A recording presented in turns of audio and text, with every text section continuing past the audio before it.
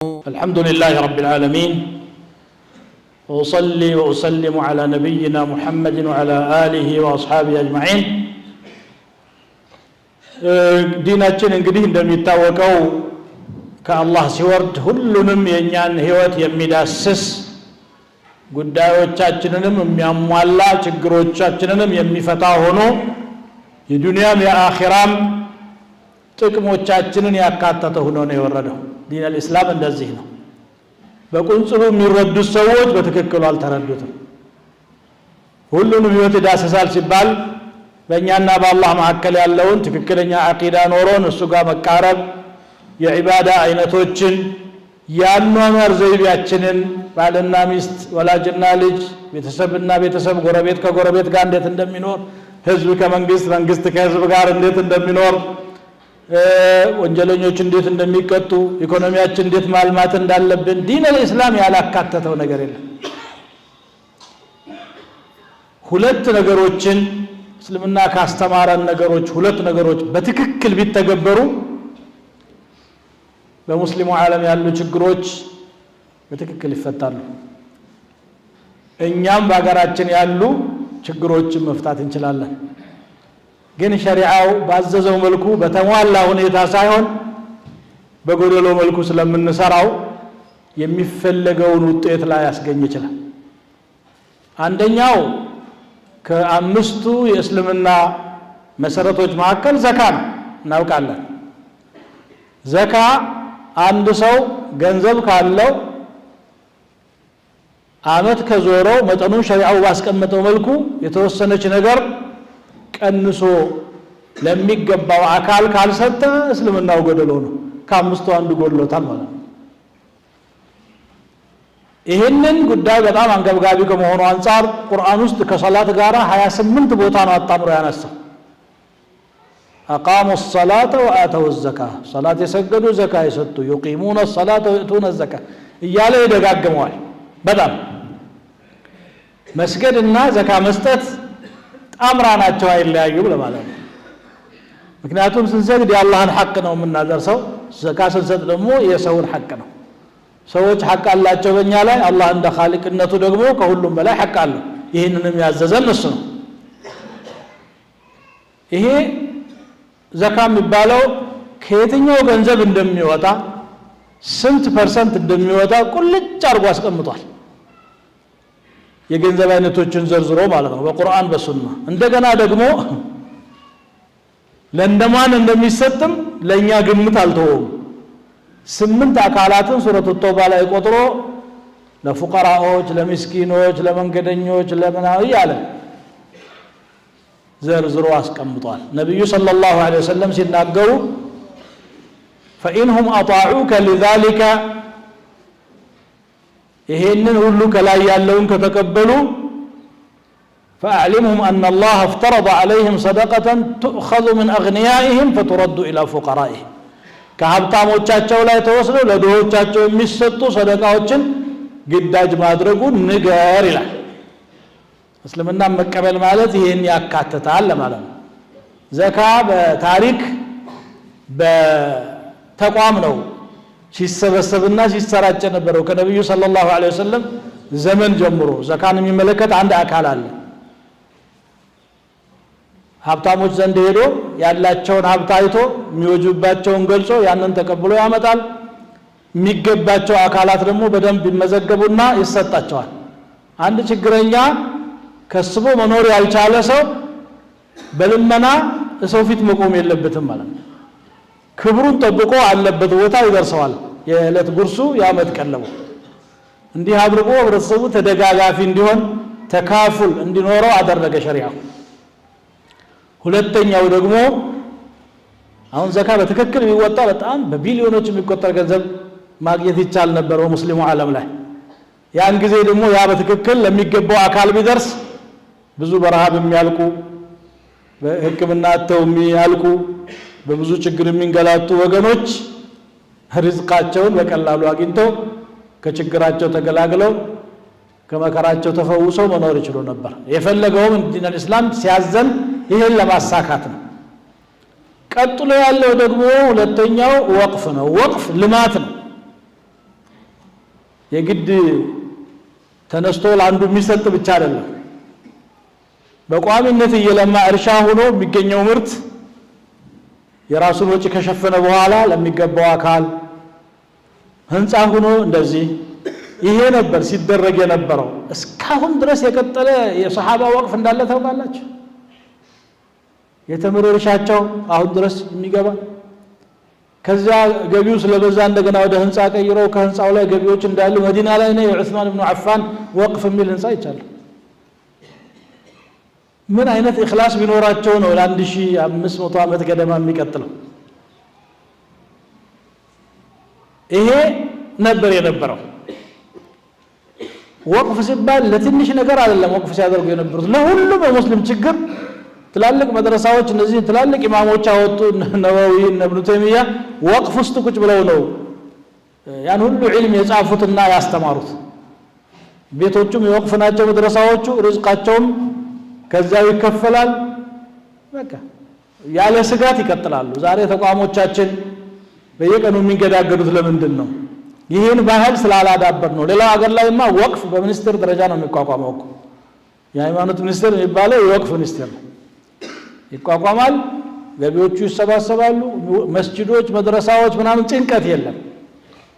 ይሄን ባህል ብናስለምድ ደግሞ እኛም እንችላለን ወቅፍን በተመለከተ የመጡ ሐዲሶችን አይደለም ሊደረድርላችሁ የተነሳሁት ዛሬ አስፈላጊነቱን ብቻ ለማስታወስ ያህል ነው ከዚህ በፊት አንድ ኹጥባ አድርጌያለሁ ካስታወሳችሁ የግድ ህንጻ ገዝተው ወቅፍ ማድረግ የማትችል ከሆነ የወቅፍ ፕሮጀክት ሲኖር እዚያ ላይ የምትችለው 100 ብር ከሆነ 100 ብር ያቺ 100 ብር ያ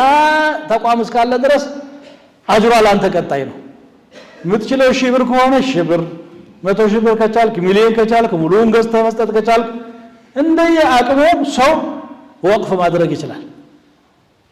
የማይቋረጥ አጅር የሚባለው እሱ ነው አንድ ድሃ ዛሬ ብታበላ አልহামዱሊላህ ሰደቃ ነው አላህ ይቀበላል ወቅፍ ብታረግር በየቀኑ ነው የምታበላው ከዚያ ላይ ይሄ በቋሚነት ይቀጥላል ማለት ነው በመስጂዶች ዙሪያ አውቃፎች ቢኖሩ መዳሪሶች አውቃፍ ቢኖራቸው ይሄ ባህል ሁሉም ዓለም እስላሚ ላይ ያለ ባህል እኛ ግን የዘነጋ ነው ያው እንግዲህ አሁን ይሄን ለማነቃቃት የኢትዮጵያ ዑለማዎች ጉባኤ ከ3 አመታት በላይ ጥናት ሲያደርግ ቆይቶ ቅርብ ጊዜ ተገለጸ ሰምታችኋል በኢትዮጵያ እስልምና ጉዳዮች የአውቃፍ ኮሚሽን እና የዘካ ኮሚሽን ተቋቁመዋል ወቅፎች እንዴት እንደሚደራጁ እንዴት እንደሚሰባሰቡ እንዴት ደግሞ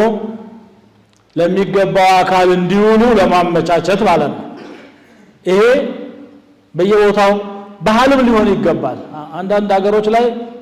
በቃ የኸይር ስራ ላይ ከደሞዙ የተወሰነች የሚሰጣላ ሌሎች አሁን ከኛ እምነት ውጭ ያሉ ወገኖቻችንም እኮ ይሄን ያደርጋሉ እኮ በየእምነት ቤታቸው ላይ ትናንሽ ወጪዎችን ሁሉም እንደ ግዴታ ያወጣል እኛ መስጂድ ስንመጣ የመስጂዱ ውሃ እንኳን ማን ነው የከፈለው ብለን አንጠይቅም ብዙ ጊዜ ተጠቅመን ብቻ መሄድ ነው አንድ ግለሰብ ኃላፊነት ወስዶ ይሄ ህብረተሰብ ላይ ውሃ ቀርቶ ብዙ አጃኢብ መስራት ይችላል በትንሽ አቅም ሁሉም ቢሳተፍ ባህሉን ብናዳብረው ብንለማመደው ይሄ በጣም ግንዛቤ መስጠት የሚያስፈልገው ትልቅ ስራ ነው አለዛ አንለወጥም ሁሌም ከውጭ ምንም ነገር መጠበቅም የለብንም በታሪካችን 1400 እስልምና ዓመት እስልምና እዚህ ሀገር ላይ ሲቀጥል በውጭ ድጋፍ ተከናውኖ የሚያውቅ ነገር የለም ሲቸግራቸው ነው የመጡ የነበሩት ከሰሃባ ጀምሮ ያለው እዚህ የሚመጣው ሊረዳ የመጣ የለም መጠበቅም የለብንም ይሄንን ባህል ለራሱ ጉዳይ ይመጣል ወይ ሲጎረብጦ ይመጣል እንጂ ይሄ እውነት ነው ሐቂቃ ነው አሁን ነው እንደው አህለል ኸይር ተብሎ አልፎ አልፎ ማዶ ማየት የተጀመረው እሱም ደግሞ በተለያየ አጋጣሚ አሁን የለም ማን ይገዘን ራሳችንን ካላገዝን የኛን ቆዳ የበላብንን ቦታ ማን ይከከው ስለዚህ ይሄንን ነገር በቁም ነገር አስበንበት ልንሰራው የሚገባ ነው ተቋማችንም ሐሳቡን በቁም ነገር ይዞ ይሄን ጅምር በማስገኘቱ ጥሩ ነገር ነው ያው እንግዲህ ኔጌቲቭ ነገር የሚታየው ብዙ ሰው እንዳለ ያውቃሉ ያ አይደለም መሆን የሚገባው ዘላቂው ነገር ምንድነው ለህብረተሰባችን ለራሳችን ለልጆቻችን መዳሪስ ያስፈልገናል መሳጅድ ያስፈልገናል የቲሞቻችን ያው የቲም ማሳደጋ ሌሎች ብዙ አላቸው እኛ የለንም አረጋውያን የተንገላቱ ሰዎች ታማሚዎች ይሄ ሁሉ በእኛ አቅም መረዳት ይችላል ግን ባለ ሀብትን መጠበቅ አይደለም ባህሉ ሲስተሙም ይሄ አይደለም እስልምና ባለ ሀብት የራሱ ሚና ይጫወታል አንተ ባለህ አቅም ነው ሰበቀት ድርሃሙን አልፈ ድርሃም የሚልኩ ሐዲስ አለ አንዲት ብር ከአንድ ሺህ ብር ትቀድማለች أن تصدق وأنت صحيح شحيح تخشى الفقر وتأمل الغنى قال النبي صلى الله عليه وسلم ሀብታም ስትሆን ሳይሆን ገንዘብ እየጓጓ የሳሳ ከራስህ ጋር ታግለህ الشيطان يعدكم الفقر ويأمركم بالفحشاء والله يعدكم مغفرة منه وفضله شيطان الليم دهنت ነው የሚያስፈራራ ያልቅብሃል ብቻ ነው የሚልህ አላህ ደግሞ ችሮታውን ነው والله يضاعف لمن يشاء ነው የሚለው ለፈለገው ሰው ያነባብርለታል እየበዛ እየበለጸገ ይሄዳል እንደ ህብረተሰቡም በጋራ እናድጋለን ለግለሰቡም ደግሞ በለገሰ ቁጥር እጥፍ ድርብ ይመጣል ቢያንስ ያቺ ጠፍታት ቀርም ደግሞ وما انفقتم من شيء فهو يخلفه على الله ዋሽ የለገስከውን አላህ ይተካዋል አብሽር 100 ብር አውጣ 100 ብር ብቻ ወጣ ትቀራለች አትበል እሷ ትመጣለች ሌላ አስከትላ ትመጣለች ሌላ ሪዝቅ ሌላ በረከት ይዛ ነው የምትመጣው ይሄንን ነገር እንድናዳብር ነው በአንድ ኹጥባ የሚያልቅ አጀንዳ አይደለም ግን እንደው ያንዳንዳችን አላህ አሳክቶልኝ ወቅፍ ባደረኩ ነው ኢንሻአላህ አደርጋለሁ ለራሴ እንኳን ባቅሜ ባላደርግ የተቋቋመ ወቅፍ ላይ አስተዋጽኦ አደርጋለሁ የሚል ንያ ይኖረን ቋሚ ነገር ትተነው ምን ሄዶ የማይቋረጥ ይሄ ነው اذا مات ابن ادم انقطع عمله الا من ثلاث ያሉት ይሄን ነው ሰው ሲሞት ሶስት ነገር ብቻ ሲቀር ሌላው ይቋረጣል አንደኛው ወቅፍ ነው ሌላ ቀርቶ ቁርአን የሚቀሩበት ቁርአን የሌላቸው ሰዎች ወዳሉበት ወደ ሀገር ቤት አንድ ቁርአን ገዝተህ ብትልክ 700 800 ብር ያ ቁርአን እስካለ ድረስ እስከቀሩበት ድረስ ያንተ ተዋብ ይፈሳል ማለት ነው ከትንሽ መነሳት ይቻላል በአቅም እኔ የትኛው ላይ ወቅፍ ላድርግ ጉድጓድ ውሃ ከሚምሱ ሰዎች ጋር ልስራ የጠማው ሰው ብዙ አለ በጠጣ ቁጥር ይጠቀም ወይስ የቲሞችን ወይስ መስጂድ ወይስ መድረሳ ወይስ የትኛው እንዲህ አይነት የኸይር እሳቤ የሚቋረጥ ኸይርም ይሰራ መልካም ነው ሊለመድ ይገባል ዘካውም እንደዚሁ ደግሞ ተሰባስቦ ትርጉም ያለው ለውጥ ለተቸገሩ ሰዎች የሚደርስ ዛሬ ዕለት ጉርሳቸውን ላጡት የሚሆን አድርገን ለመስራት للناسبت الجبال الله يوفقن ثم صلوا وسلموا على نبيكم كما أمركم في محكم تنزيله في قوله الحكيم إن الله وملائكته يصلون على النبي يا أيها الذين آمنوا صلوا عليه وسلموا تسليما اللهم صل وسلم وبارك على عبدك ورسولك نبينا محمد وعلى آله وأصحابه اللهم آت نفوسنا تقواها وزكها وأنت خير من زكاها وأنت وليها ومولاها اللهم حبب إلينا الإيمان وزينه في قلوبنا وكره إلينا الكفر والفسوق والعصيان واجعلنا من الراشدين اللهم إنا نسألك رضاك والجنة ونعوذ بك من سخطك والنار اللهم إنا نسألك العفو والعافية والمعافاة الدائمة في الدين والدنيا والآخرة اللهم انصر الإسلام والمسلمين اللهم أعز الإسلام والمسلمين اللهم انصر المستضعفين من أمة محمد في برك وبحرك أجمعين اللهم كن لهم عونا ونصيرا اللهم كن لهم سندا وظهيرا اللهم إنا نسألك العفو والعافية والمعافاة الدائمة في الدين والدنيا والآخرة اللهم إنا نسألك الجنة وما قرب إليها من قول أو عمل ونعوذ بك من النار وما قرب إليها من قول أو عمل اللهم أحسن عاقبتنا في الأمور كلها وأجرنا من خزي الدنيا وعذاب الآخرة عباد الله إن الله يأمر بالعدل والإحسان وإيتاء ذي القربى وينهى عن الفحشاء والمنكر والبغي يعظكم لعلكم تذكرون فاذكروا الله تعالى يذكركم واشكروه على نعمه يزدكم ولذكر الله أكبر والله يعلم ما تصنعون